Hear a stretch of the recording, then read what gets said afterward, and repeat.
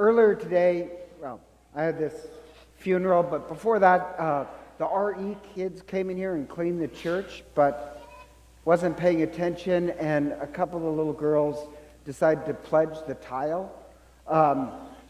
So anyhow, I think we wiped up most of it, but during the funeral I started to slip, so I had to rewipe some of it. So just telling you that if suddenly during the homily I fall down, and Eucharistic ministers, if you come up here, you really probably want to be a little careful. But now just going off on that. However, once my aunt, and my aunts are crazy, she, in her church, she was a Eucharistic minister, and she was coming down the stairs, and she trips. And you know, when she's an elderly matron, she kind of tripped, but she caught herself, and like everybody was like, you know how your stomach just, so everybody's looking, she says, "Did you see that?" And this guy goes like this, he says, "I'm not doing that again." So, anyhow, FYI. But about the gospel, it reminds me in a strange way that in Greek, there's 4 words for happiness. In English, we only have one, happy, or happiness. But the Greeks, and I really love Greece and the Greeks, they were wicked smart. They had 4 words for happiness. And St. Augustine writes about this. And the first word that they use for happiness would be more happiness due to pleasure. And that's the happiness you get from eating chocolate or vodka or like a good meal, and then back to chocolate vodka. Dogs. The world is a great place. There's a lot of pleasure to be had. And remember, we're Catholic. We're not Puritans. We believe you should enjoy life. Enjoy all those good stuff. But the problem with that is that they'd also say this. St. Augustine says this. That happiness is very transitory. It's fleeting. You can eat a nice bit of chocolate, but, seconds later, you're back to zero. So you can enjoy it. But that happiness won't last, and it demands no sacrifice. The other word for happiness, is a deeper happiness, is, we'd say, this is my words, it's actually comparison happiness, or competitive happiness. And that's a happiness you get through, like athletics. You train yourself to be a good athlete, and you win. There's a certain happiness there. So it involves training, whether it's athletics or becoming the best surgeon or academics. You train and you take joy in competition. That you have this. Now, this happiness lasts a lot longer than just a piece of chocolate, but it also demands more sacrifice. But it does last a little bit longer, but it demands sacrifice. But it won't last forever. Because even if, you're the smartest kid in the class, you won't be forever. You may be a great athlete, but that's going to fade. Everything does fade. So if that's your source of happiness, you're setting yourself up for loss, because nobody can ever be on top forever. And you're always comparing yourself against other people. But competition is good. You want to really force your kids to be competitive. Not so that they win, but they learn really what sacrifice is. And that leads to longer happiness, a little bit longer. The next level of happiness is not based on competition, but compassion. And that's the happiness that you get from a life lived with purpose. That your life has a purpose. That lasts a lot longer. But it comes from really a sense of compassion, of seeing the bigger picture, that you want to throw your life into making a difference in the world. That demands a lot more sacrifice than just training. And yet, you can almost have that forever. You live a life where you've really made a difference in the world and a purpose. You get to keep that happiness. That lasts a long time. That's a really good happiness. But if you notice, with each word, the happiness lasts longer, but demands more sacrifice. And the happiest you can be in life is, the Greek word for that is eudaimonia, and it's spelled eumonia. It's the same word like Eucharist means good offering. Anything EU means good in Greek. That means a good spirit, a good soul. That happiness, that is what you get from relationship. Relationship with love, with beauty, with truth. And so Augustine would say, that's really God. That's Christ. Beauty, love, justice, that's manifestations of Christ. And your relationship with that is the happiest that you can be. That's eudaimonia, a good soul. But there you have to sacrifice really your ego. To have a really relationship with something greater than yourself, the ultimate sacrifice is your ego. So Augustine would say, really, for lasting true happiness, it is the way of the cross. There's no sacrifice in having a bit of chocolate, but it'll never sustain you.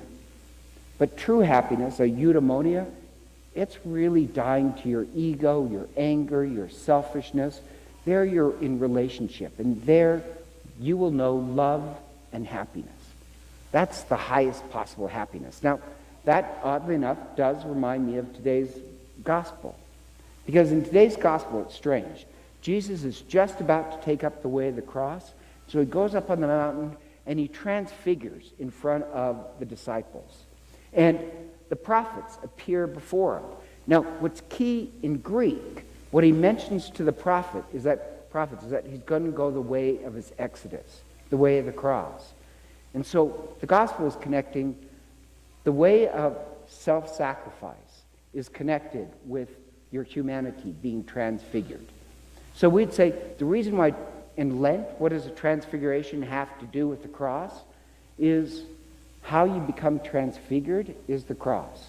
Christ is trying to show humanity, this is how you make your humanity just shine with love and happiness. And that is, he's going to show us the way of the cross.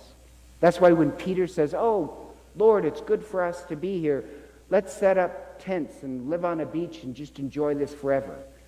That's a really stupid comment, because that's like saying, "No, I'm just going to stay as I am for always." You'll never get to greater happiness. That's a silly comment. You're not supposed to stay as you are. You're supposed to be transfigured. And to do that, it's the way of the cross. It's a way of dying to selfishness and anger. And so in Lent, when we take up the way of the cross and sacrifice, what we're saying is that in Lent, if you die to your anger, like this Lent, I'm trying to die to anxiety.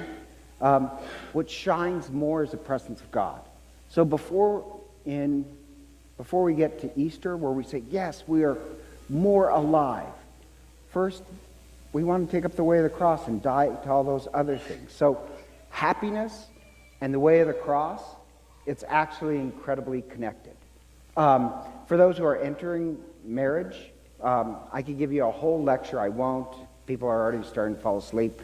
But the way to really love somebody is actually the way of the cross, we'd believe. Yeah, it's a lifetime of dying to your ego. All those little things, so you can truly love. We want to be happy people, so we take up the way of the cross. Or even the first reading kind of has that same theme, you just don't notice it. It's a sacrifice of Isaac, and in all honesty, this is a bizarre story. It is so bizarre, many times the Jews just don't know what to do with it. And it only makes sense if really you're a Christian. In the story, just recapping it, God asks Abraham to sacrifice the one thing he loved the most, his son. What Abraham was always waiting for, if you remember, is a son. His wife at 90 gives birth to a son. The joy of every 90-year-old is to be pregnant. The one thing they waited their entire life for, and really his ego is just about having a son.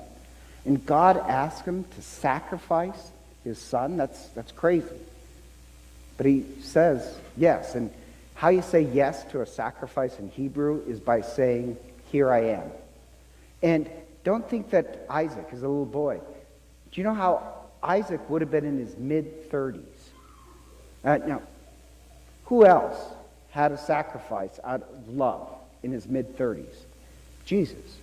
Isaac carries the wood to a sacrifice, right? He's in his mid-30s. He carries the wood.